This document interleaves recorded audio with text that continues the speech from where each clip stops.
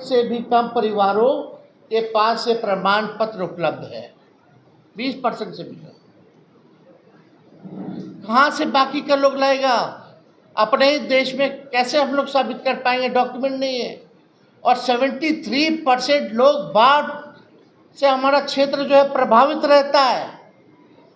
ये 25 दिन में कैसे होगा? जो पिछले बार आखिरी बार हुआ था तो 2 वर्ष लग गए थे। और सवाल उठता है कि केवल बिहार में ही क्यों, और देश भर में क्यों नहीं हो रहा? ये पूरी तरीके से साजिश की बू है और इसमें एनडीए के लोग जो है मिले हुए हैं। अब इसका अर्थ यही है, अधिकतम लोगों के पास ऐसा कोई दस्तावेज नहीं है जिसे उनकी जन्म तिथि में जन्म स्थान सिद्ध हो सके। हमारा स्पष्ट मत है, ये सारा खेल चुनाव से पहले मतदाताओं की छटाई करके सत्ताधारी दल को फायदा पहुंचाने के लिए ये काम जो है किया जा रहा है। बिहार में सबसे ज्यादा पलायन है। अब जो लोग बिहार के बाहर हैं, अभी हमारे सांसद राज्यसभा के संजय यादव जी ने पूछा भारत सरकार से, बताओ बिहार के लोग कितने जो हैं पलायन किए हैं, ज़रा हमको आंकड़ा दीजिए। तो लेबर मिनिस्ट्री से जवाब आता है, जो लेबर मिनिस्ट्री में जो रजिस्टर्ड जो किए हुए हैं लेबर्स, लगभग 3 करोड़ के आसपास जो रजिस्टर्ड है। अगर नॉन रजिस्टर्ड की बात करें तो लगभग 4.5 से 5 करोड़ की संख्या हो जाती है। वो कब आएंगे, क्या करेंगे, नहीं होगा, उनका कैसे बनेगा रे भाई? वो कैसे वोट देंगे? यानी लोकतंत्र को आप खत्म कर रहे हो, संविधान को खत्म कर रहे हो। आप गरीब वंचित समाज से जो लोग हैं, जिनका सदियों से आपने शोषण किया है, फिर से ही आरएसएस या भाजपा और नीतीश जी उनके सहयोगी शोषण करवा रहे हैं, वोट का अधिकार छीन रहे। इससे बड़ा अपराध और कुछ नहीं हो सकता। आप लोगों के सामने बस 2-3 चीज़ें और रखेंगे और उसके बाद हम अपने सहयोगी दल के लोगों से, जो दल के लोग हैं, वो अपनी बात को भी रखेंगे आप लोगों के समक्ष। अगर वास्तव में ये सुधार करना चाहते थे, मेरा सवाल है, तो लोकसभा खत्म होते ही कर देते।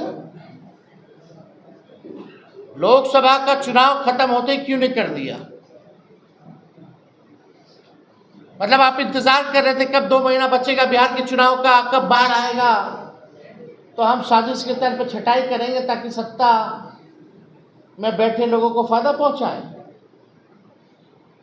हम लोकतंत्र में विश्वास करते हैं, लेकिन किसी भी साजिशन बदलाव को बर्दाश्त नहीं किया जाएगा।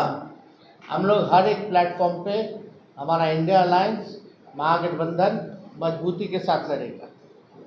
हम जनता के साथ खड़े हैं।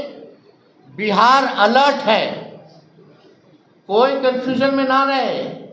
बिहार के लोग राजनीतिक सामाजिक रूप से सबसे जागरूक प्रदेश है और ये साजिश को देखते हुए बिहार और हर एक बिहारी जो है अलर्ट है। ऐसा गलती मत कीजिएगा कि भुगतना पड़े। जब जनता खड़ी हो जाएगी तो अच्छे से अच्छे हिटलर जैसे तानाशाही हो या कोई हो, सबको जो है सबक सिखाने का काम किया। किसी भी कीमत पे, किसी भी कीमत पर हम चुनाव आयोग की मनमानी को हम लोग चलने नहीं देंगे।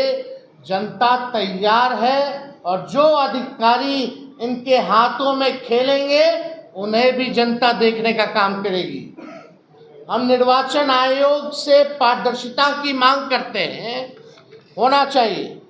और एक और इंटरेस्टिंग बस डेटा हम देना चाहेंगे। अभी हम लोगों ने 17 महीने की जो हम लोगों की सरकार थी, हम लोगों ने जाति आधारित गणना कराया और उस जाति आधारित गणना में लोग डोर टू डोर गए, सवाल केवल पूछा, कोई डॉक्यूमेंट नहीं मांगा। उसमें लगभग 9 से 10 महीने लग गए। इसमें तो ऐसा ऐसा डॉक्यूमेंट कहाँ से बनवाएगा लोग? कितनों के पास है ही नहीं। और 25 दिन में कैसे पूरा हो जाएगा? अगर 2 महीने में आप 8 करोड़ लोगों का सूची, मतदाता सूची बना सकते हो, तो 2 महीने के अंदर जातीय जनगणना पूरे देश में कराइए। ये हम लोगों की मांग है, कराइए। फेज वाइज क्यों कर रहे हैं?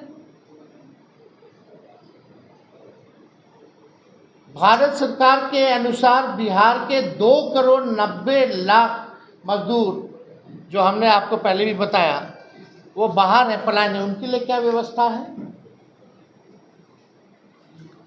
जो पलायन करके जो भी मजदूर गए हैं, उनके लिए कोई व्यवस्था तो होनी चाहिए ना। क्या है व्यवस्था? आप तो मीडिया हो, आप लोगों को तो सब कुछ पता रहता है, लेकिन आप लोगों को भी आश्चर्य लग रहा होगा कि क्या कर रहा है भाई चुनाव आयोग। ये तो मजाक उड़ा रहे हैं, संविधान का मजाक उड़ा रहे हैं, लोकतंत्र का मजाक उड़ा रहे हैं, गरीब बिहार के मतदाताओं का मजाक उड़ा रहे हैं, उनका हक अधिकार छीना जा रहा है। ये बहुत गंभीर मसला है, इसलिए इस साजिश को हम लोग सहन नहीं करेंगे। पूरा बिहार और बिहारी अलर्ट है, और हम चाहेंगे कि कांग्रेस के प्रदेश अध्यक्ष जो हैं